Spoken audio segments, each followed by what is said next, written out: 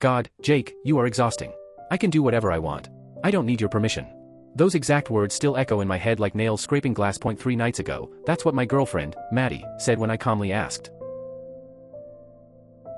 why a couple's retreat in Sedona had posted a photo of her, standing next to another man, as his partner. I didn't yell. I didn't throw things. I just stood there, feeling something inside me collapse. I said one word, okay, and walked away. And that moment? It changed everything I thought I knew about love, loyalty, and what it really means to support someone. I'm Jake, 31, senior cloud security engineer for a fintech startup in Scottsdale. My life's simple, structured. I like things that make sense. Bills paid on time. Schedules that don't move. Honesty that doesn't bend. Maddie, 29, is the complete opposite. A wellness and embodiment coach, whatever that fully means, with 25,000 Instagram followers. Her world revolves around feminine energy, abundance, and living in alignment. When we first met, I'll admit it, I was captivated. She glowed in every room she walked into. I was this grounded, analytical guy, and she was light, air, movement. She moved into my condo about 2 years ago. My name on the lease. My name on every bill. Rent, utilities, internet, parking, all mine. Her contribution? Maybe $200 a month on a good one. Less than 20%. When I once brought it up, gently, she accused me of being controlling about money. So I dropped it. Because arguing with Maddie was like arguing with fog. You'd swing, and it would just slip around you. About 6 months ago, things started to shift.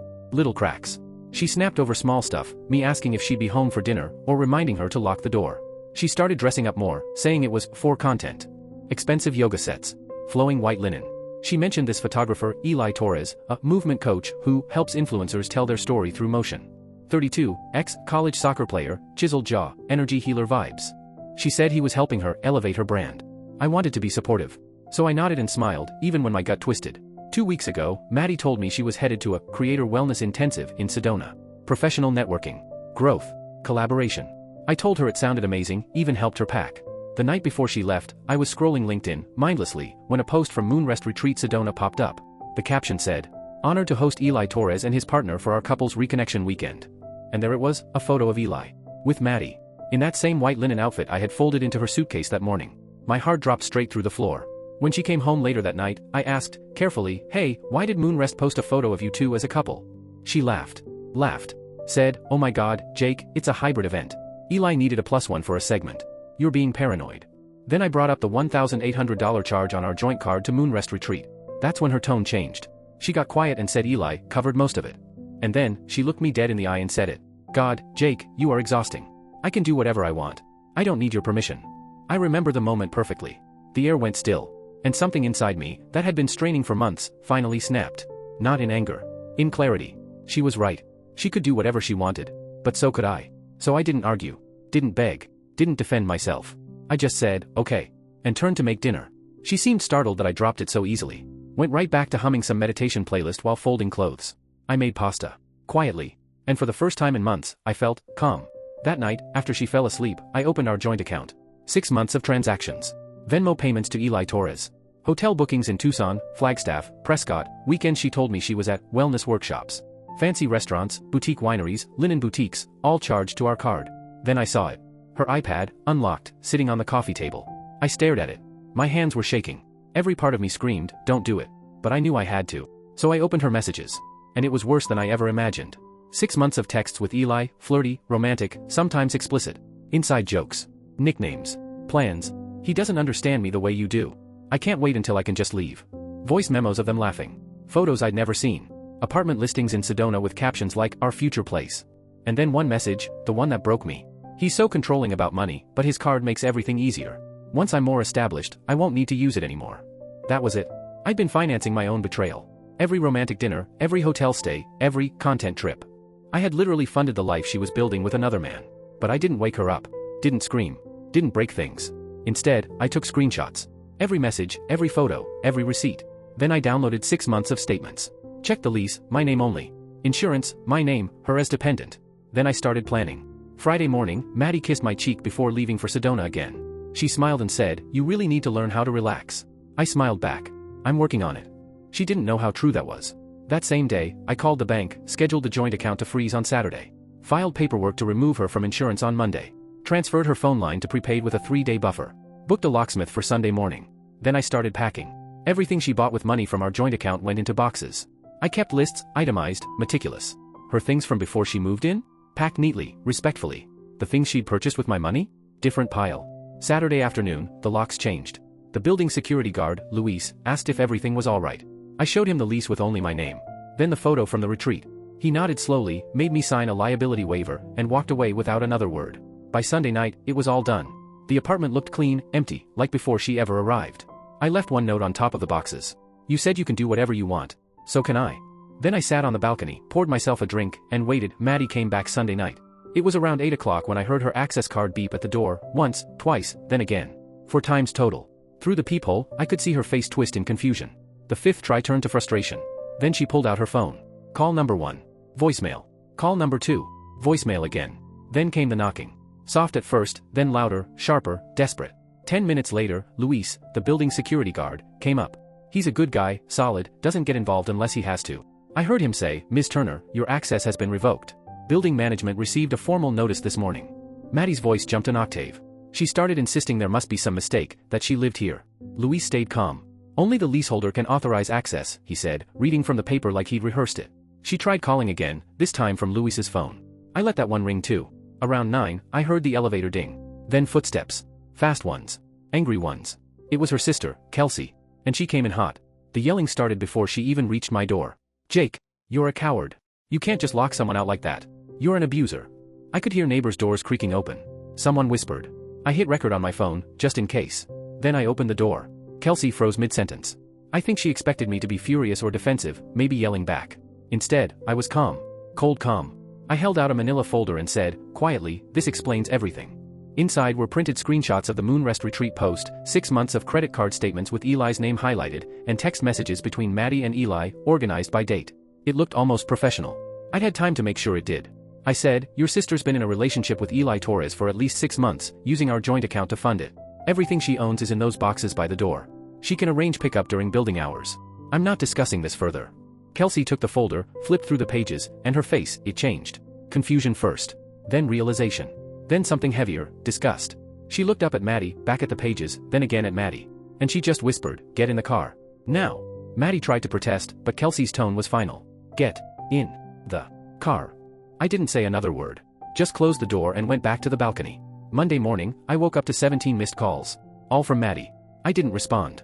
Instead, I finalized the insurance removal, confirmed the bank freeze, and brewed myself coffee like it was any other day.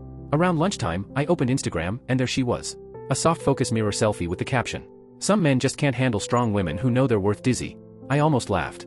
The comments started off predictable, her followers hyping her up, the usual empowerment talk. But then, someone commented, "Wait, wasn't Moonrest a couple's retreat?" Then someone else dropped a screenshot of the post with her and Eli. And that was it. The floodgates opened. People started asking questions. Screenshots appeared. Someone found photos Eli had posted, then deleted, of them holding hands, kissing under red rocks. Within an hour, Maddie deleted the story. But it was too late. The internet never forgets. Tuesday afternoon, I got a call from a woman named Rachel. She manages partnership programs for Moonrest. She said they'd uncovered irregularities. Turns out, Eli had listed Maddie as his business partner to get a professional collaborator discount. When the story blew up online, Moonrest started checking receipts, and found the whole thing was fraudulent. They were handling it internally. I thanked her for the call and hung up. Wednesday, my phone rang again, this time, Maddie's mom. She was livid. "How dare you humiliate my daughter publicly," she shouted. I took a deep breath. "Ma'am," I said, "I didn't humiliate anyone. I secured my own home after discovering a 6-month affair funded with my money." She sputtered something about how that couldn't be true, that Maddie always said I was cheap and controlling. So I sent her a spreadsheet, every shared expense for the last 2 years. Rent, utilities, groceries, parking, insurance, household items. Color-coded. Over 24 months, I had covered 85% of our costs. She didn't call back. By Thursday, things went quiet. Then I got a text from an unknown number. "This is Eli. We need to talk." 10 minutes later. "I know you're angry, but you're making this harder than it needs to be. Maddie's a mess. She made mistakes, but so did you. You were controlling, and you know it." I stared at it for a second, then blocked the number. Friday afternoon, I did something I hadn't done in months. I called my buddy Aaron and asked if he wanted to hit the climbing gym. It felt good, chalk on my hands, the burn in my arms, that silence you only get 30 feet up on a wall. And that's when I met Brooke. She's 30, runs an outdoor travel company. Confident, funny, grounded. We climbed together for a while, laughing every time one of us slipped. When we finished, she asked if I wanted to grab food. We went to a little taco place down the street. When the bill came, I automatically reached for it, old habit. But Brooke shook her head. "No way. We're splitting." I said, "I can cover it, it's fine." She raised an eyebrow. "Why would you pay for my food?" We're just hanging out. I think I actually forgot how that felt, someone treating equality like the default, not a gift. We ended up talking for 3 hours.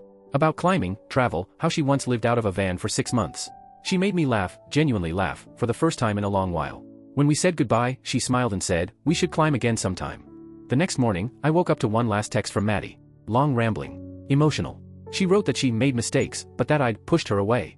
That Eli helped her remember what passion felt like. And near the end, Eli and I are taking a break. He says he needs space. I don't have anywhere to go. Can we please just talk? I read it twice. Then deleted it. No reply. Instead, I texted Brooke, "You free Sunday for a hike?" And just like that, I felt something I hadn't felt in months. Peace. Remember that Instagram story Maddie posted, the one she deleted after the comments turned ugly? That was just the beginning. Over the next few days, her entire world, the one she'd built around authenticity and empowered femininity, started to unravel. At first, it was whispers. A few curious comments under her older posts. Then the questions multiplied. Her followers weren't asking about morning routines or manifestation techniques anymore. They were asking about Eli. About the retreat. Someone commented, "Interesting how your abundance mindset includes using someone else's credit card." Ouch. She tried to get ahead of it, damage control, influencer style. She posted a long, carefully worded carousel about how relationships are complex, and society places unrealistic expectations on women. It was packed with buzzwords, growth, accountability, energy, healing, but no real apology. And the internet saw right through it. People accused her of weaponizing therapy speak to dodge responsibility. The comments turned brutal. Within days, her brand partners started disappearing. A supplement company quietly removed her from their website. A yoga mat brand stopped tagging her in posts. An online course platform she'd collaborated with issued a vague statement about only partnering with creators who embody integrity and alignment. They didn't mention her by name, but everyone knew. Meanwhile, Rachel, the retreat coordinator from Moonrest, reached out again. Apparently, the deeper they dug, the worse it looked. Eli had told the retreat organizers that he and Maddie were building a couples coaching program together. Because of that lie, they'd gotten a 50% discount and even had professional photos covered as marketing materials. When Moonrest realized it was all just a cover for a romantic getaway, they were furious. Eli's professional reputation started crumbling right alongside Maddie's. His Instagram comments filled with questions he couldn't answer. People started connecting dots, deleted posts, overlapping timelines, sponsorship tags gone missing. And then, poof, Eli vanished. No more posts. No stories. No energy alignment workshops. He ghosted Maddie completely. I didn't know any of this firsthand until Kelsey reached out.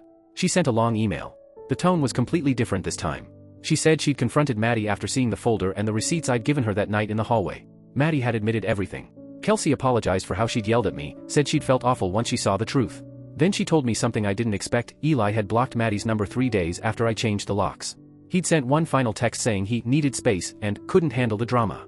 Then he packed up and moved to Colorado. Maddie tried reaching him through friends, colleagues, even other wellness coaches, but Eli wanted nothing to do with her. Kelsey said Maddie was devastated. That she truly believed Eli was her soulmate. She asked if I'd be willing to talk to Maddie for closure. I took a moment before replying. Then I thanked her for the apology, sincerely. But I said closure was something Maddie would have to find on her own. While Maddie's life was collapsing online, mine was quietly piecing itself back together. Brooke and I had gone on that hike near Prescott, and it was incredible. The air smelled like pine and sun-baked rock. We talked about everything, past relationships, fears, goals. She told me about her ex, who tried convincing her to quit her business and move to California. She said no, and never looked back. What struck me most about Brooke was how easy everything felt. No hidden tension. No scorekeeping. No drama. We split gas money without even thinking about it. We each packed our own lunch. When we stopped for coffee, she paid for hers, I paid for mine, simple as that. It sounds small, but after years of walking on eggshells around shared expenses, it felt like breathing again. We started climbing together twice a week. Then 3. Weekend hikes became our thing. No labels, no pressure, just time that felt right. One night after a climb, we stopped at a Thai place for dinner. Brooke ordered extra spring rolls and, like always, insisted on splitting the bill. As she was calculating her half, she looked up at me and laughed. "You look so relieved every time I offer to split something. What's that about?" I smiled, then told her enough to paint the picture, how my last relationship had twisted finances into control, how I'd paid for almost everything and still got accused of being manipulative for even mentioning it. Brooke set her phone down, her expression soft but steady. "That sounds exhausting," she said. "Money is just money. If we both eat, we both pay. Why would that be complicated?" That line stuck with me. Why would that be complicated? 2 weeks later, my phone lit up again, Maddie's mom. Her tone this time was calm. Almost apologetic. She asked if we could meet for coffee. I agreed, mostly out of curiosity. We met at a Starbucks near downtown. She looked tired, like she'd aged 10 years in a few weeks. The moment I sat down, she apologized. Said she believed Maddie's version, the one where I was some stingy, controlling man who used money to manipulate. but after seeing the spreadsheet I'd sent and talking to Kelsey, she realized Maddie had been lying to everyone, even her own family. Then she told me something that surprised me. Maddie had asked to move back home. And her mom said no. She's 29, she told me quietly. I love my daughter, but I'm not going to enable her anymore. She needs to understand that actions have consequences. I respected that deeply. That weekend, Brooke asked if I wanted to go camping in Sedona. For a second, I hesitated. That place had been the epicenter of all the chaos. But then I realized, maybe that's exactly why I needed to go back. We drove out there Friday night, hiked under the stars, watched the sunrise bleed across the red rocks. It felt like closure, but in a way that didn't need words. On the drive home, Brooke reached across the console and took my hand. Just held it. No performance. No agenda. Just connection. That night, over leftover pizza, she looked at me and said, almost offhand, "So, do you want to make this official? I really like spending time with you, and I'd like to see where this goes." I didn't hesitate this time. I said yes. The next morning, I woke up to one last voicemail from Maddie. Her voice sounded small, tired in a way I'd never heard before. She said she'd made terrible mistakes. That Eli had used her, that she'd been confused, that maybe we could find our way back. She ended with, "I know I hurt you, but you hurt me too. We both messed up. Can we at least try?" I listened to the whole thing. Once. Then I deleted it. I opened my messages, typed out a text, and hit send. "Brooke, want to check out that new climbing gym in Tempe this weekend?" She replied almost instantly. "Absolutely. I'll drive. You buy post-climb burritos?" I smiled. Deal. And just like that, my life, simple, grounded, honest, finally felt like mine again. About 3 months ago, I got a call from an unknown number. Normally, I don't answer those. But something in me, maybe curiosity, maybe instinct, made me pick up. "Maddie," she said quietly. "Please don't hang up. I just need 5 minutes." Her voice stopped me cold. It didn't sound like the woman I used to know. It was shaky, raw, broken. She told me everything had fallen apart. Eli had completely cut her off. Moved to Boulder. Blocked her everywhere. Her wellness business? Gone. After the social media storm, most of her followers unfollowed, and every brand partnership evaporated. She tried to start over with a new account, new handle, new message, but people found her. They commented. They remembered. She said she was subletting a small room in Tempe now. Her mom still wouldn't let her move back home. Kelsey talked to her sometimes, but it was tense. She'd been applying for regular jobs, admin work, retail, whatever she could get, but no luck yet. Her voice cracked when she said, "I made a mistake, Jake. A huge mistake. But it wasn't real with Eli. He just told me what I wanted to hear. What we had, that was real. 3 years, Jake. That has to count for something." I let her finish. I didn't interrupt. Then I said, "Maddie, this was never just about the cheating. What really broke everything was the lying, and the financial betrayal. You spent 6 months building a whole other life using my money. You told him I was controlling while using my card for your romantic getaways." There was silence for a second, then I heard her start to cry. She said Eli had manipulated her, that she'd been lost, that if I just gave her one more chance, she'd prove she'd changed. I took a breath and said quietly, "You didn't make a mistake, Maddie. You made a lifestyle. And the only reason you want me back is because that lifestyle fell apart." There was a pause, the kind that feels heavier than yelling. Then she whispered, "That's not fair." "Maybe not," I said. "But it's true." I told her I didn't hate her. I told her I hoped she figured things out. And then I told her something else, that I was seeing someone, that I was happy, and that I needed her to stop reaching out. She asked who I was seeing. I didn't answer. I just said, "Goodbye," and hung up. When I got home that night, Brooke was already there. I'd given her a key about a month earlier. She had made dinner, that coconut curry she does that somehow tastes better every time. The house smelled like ginger and lime. She took one look at me and said, "Rough day?" I nodded and told her about the call. Everything Maddie said. Everything I'd said back. Brooke didn't interrupt, didn't pry. When I finished, she just wrapped her arms around me and said, softly, "That sounds really hard. I'm proud of you for being clear with her. No jealousy. No passive-aggressive remarks. Just calm understanding." That's the thing about Brooke, everything with her feels steady. We've been together 5 months now. Last month, we bought a small cabin near Prescott. The mortgage is in both our names. 50-50. We each put down equal deposits, split every closing cost. Brooke insisted on it. The cabin's old and needs work, but that's part of its charm. We've been spending weekends there painting, sanding, fixing up furniture. Her parents came up one weekend to help us install new light fixtures. My mom came the next to help with landscaping. It's been collaborative, equal, easy. Brooke runs her outdoor travel business from anywhere, so she splits her time between her apartment in the city and the cabin. I work remote most days, so I've been spending more time up there too. We're talking about making it our primary home next year. We don't have joint accounts. We don't need them. She buys groceries one week, I get them the next. We split bills without turning it into math homework. It's not about keeping score, it's about mutual respect. 2 adults choosing to build something together. As for Maddie, I've heard bits and pieces. A mutual acquaintance mentioned she finally got a steady job doing admin work for a dental office. She's off social media completely now, no more coaching, no more alignment posts. According to Kelsey, she's in therapy, learning to take accountability, and trying to rebuild. And you know what? I'm genuinely glad she's doing better. I don't wish her harm. But I also don't miss her, not even a little. Last weekend, Brooke and I sat on the cabin porch, watching the sun dip behind the trees. The sky turned gold, then that deep Arizona blue. Brooke turned to me and asked, "Do you ever think about how different your life would be if you had stayed?" I thought about it for a second. "Yeah," I said. "I'd probably still be paying for someone else's life while being told I was the problem." She laughed, that soft, full laugh that somehow makes everything feel lighter. "Well," she said, "I'm glad you didn't stay. This is way better." And she's right. It is. Because the best revenge isn't public humiliation. It isn't payback or some perfect takedown. The best revenge is peace. It's building a life so good that you forget you were ever trying to get revenge in the first place.